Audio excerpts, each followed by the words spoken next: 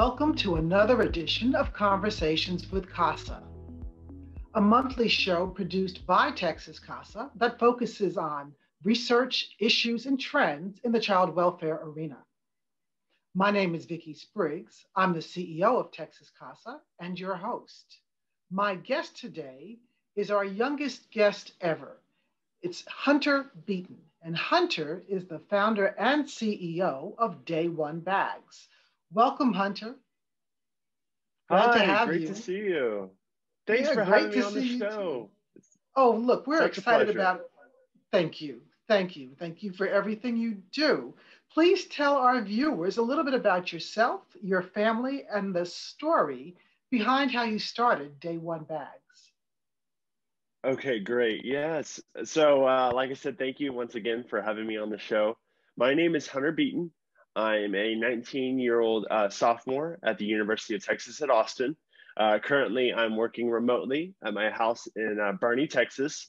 But to get into kind of what I do and what we do as a nonprofit at Day One Bags is we supply bags and backpacks and other types of luggage to foster children that are moving from home to home. So whenever a child is being placed, whether they're getting out of their home or moving from an agency to a home, we give them a bag so they can place whatever items that they have into those bags and use them and call them theirs and take care of them. So that's what we do as a nonprofit. But as I found out when I first began this project, this has been a 4-year project where it originally started out something very, very small, and it grew into the proportion that it is today.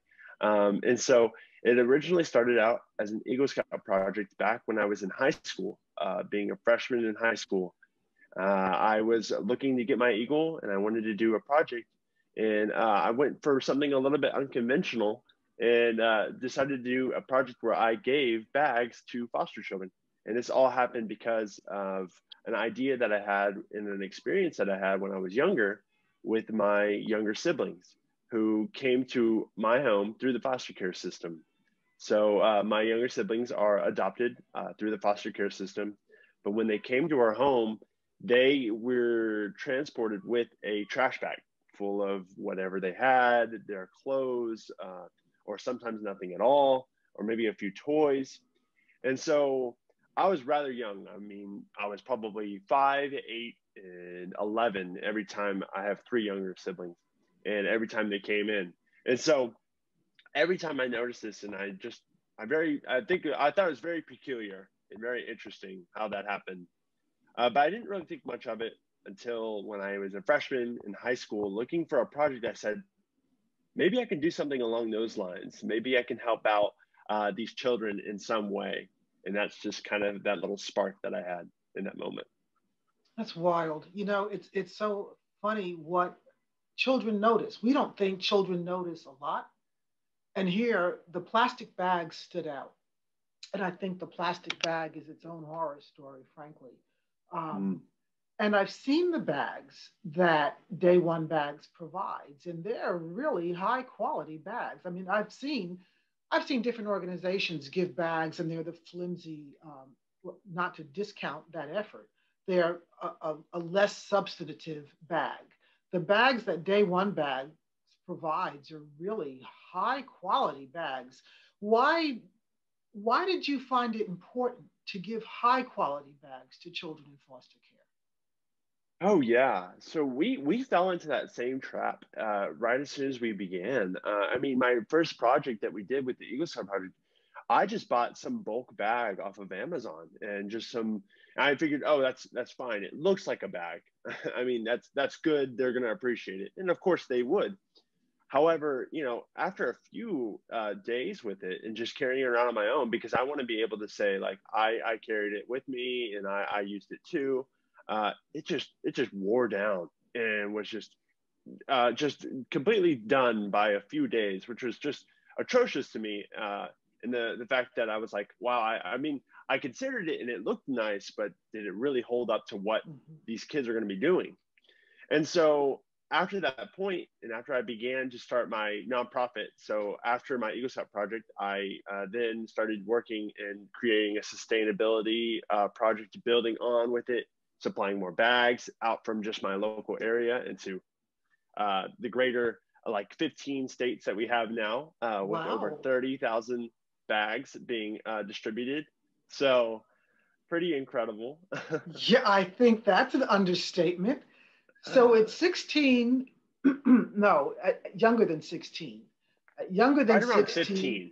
Yeah, no, but I'm thinking would you say 3, 8, and 11? You have these observations. At right around 15, you start operationalizing these observations. And now at 19, you're in 30 states having given away how many bags? I mean, it's wonderful. Over 30,000 bags. That's crazy. So can you tell me what it's been like expanding? Like, how did you get from Texas into the other states? And then now that you're there, what are the plans for the future? Yeah. So like we mentioned, we had to change our approach to the flimsy bags, and we met a local bag supplier who's here in Bernie called Flying Circle Gear, and it's run by Jimmy Chittum. He's a really incredible guy, but what he does is he supplies military with military grade bags.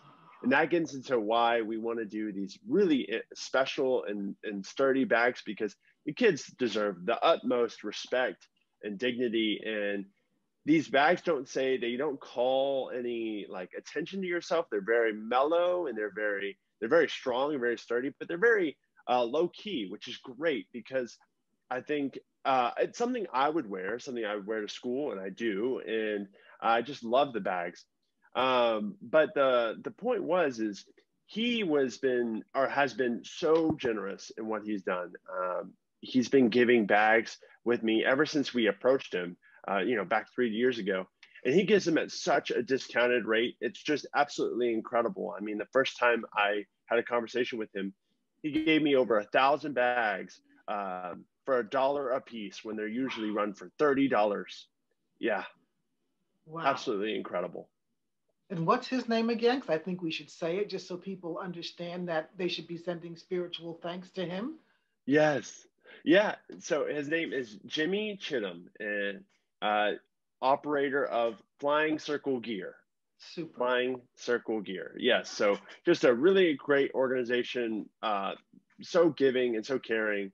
But they've been really important for us to keep growing and continuing to expand, because as we grow, the need is just getting bigger, and we've had to answer that call, and he has too, and we've been doing it side by side. It's just been amazingly successful, despite things like the pandemic happening. We still were able to get some bags out and some operations going, which has just been absolutely incredible.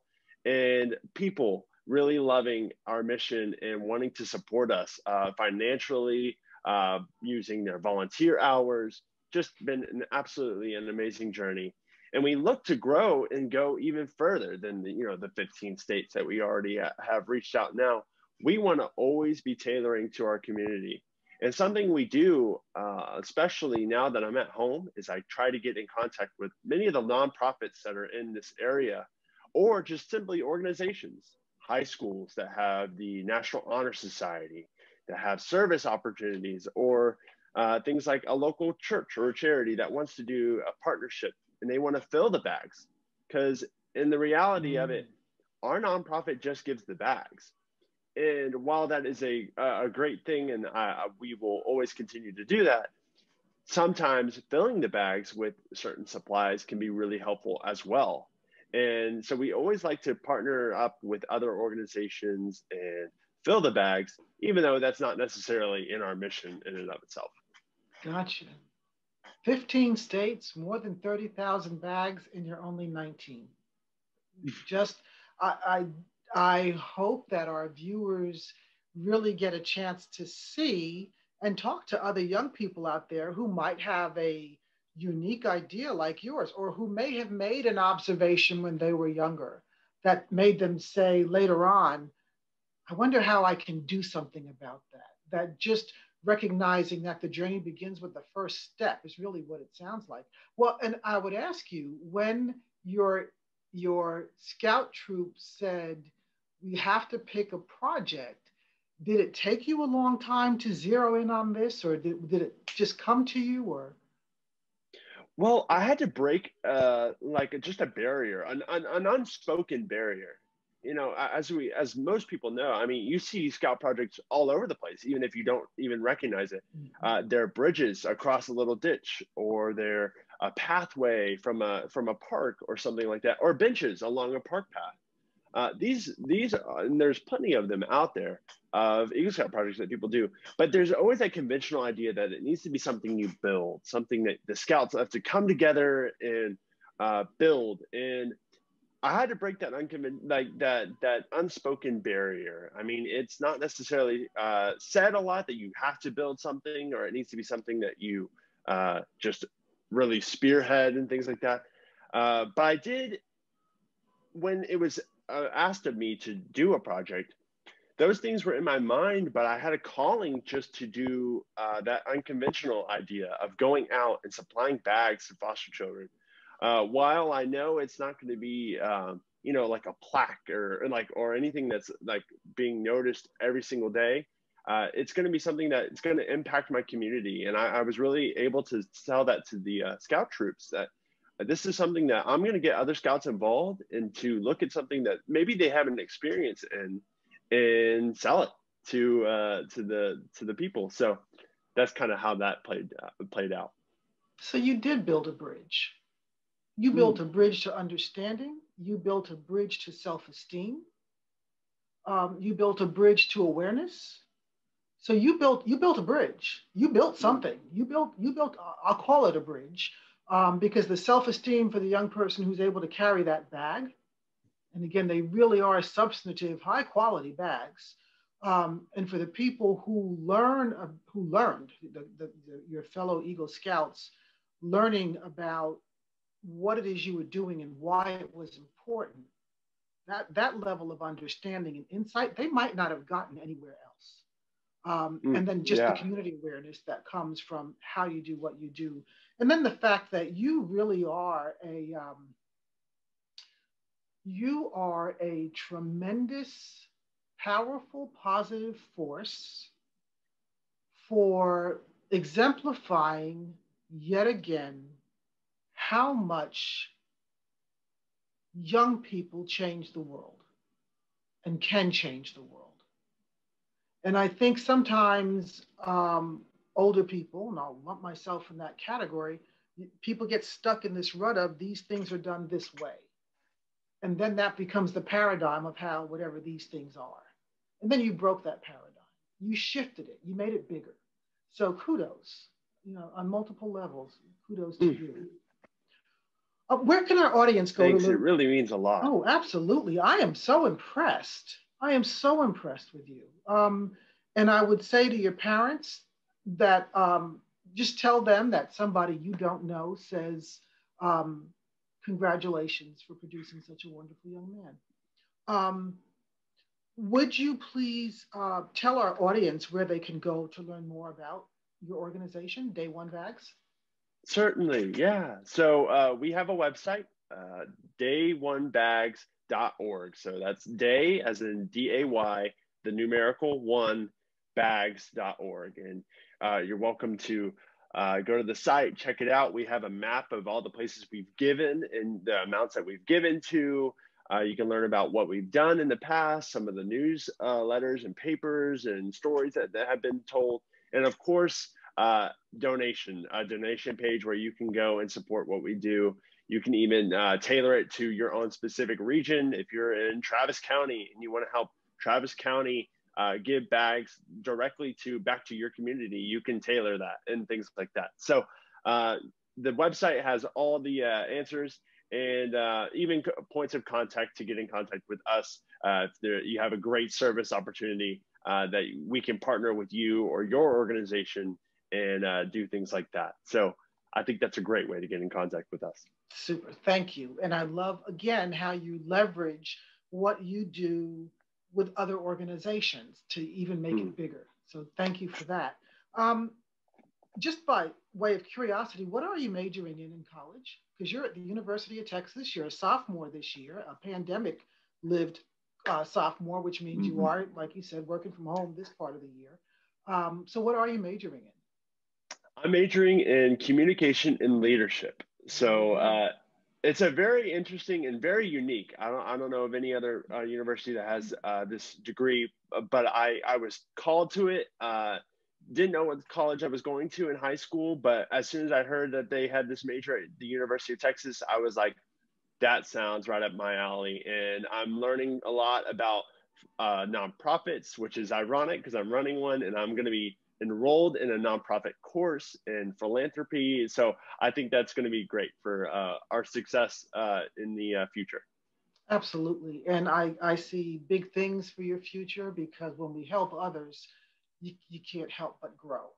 And when you help others with that spirit that you bring to this, you can only be successful. So thank you Thank for you. doing what you do to help make the world a better place, especially for children in our state's foster care system. Thank you for that. Thank y'all. And thank you. What you do, your all's organization, uh, amazing, amazing impact. I think CASA has always been an inspiration for kind of what we do too. Well, thank you.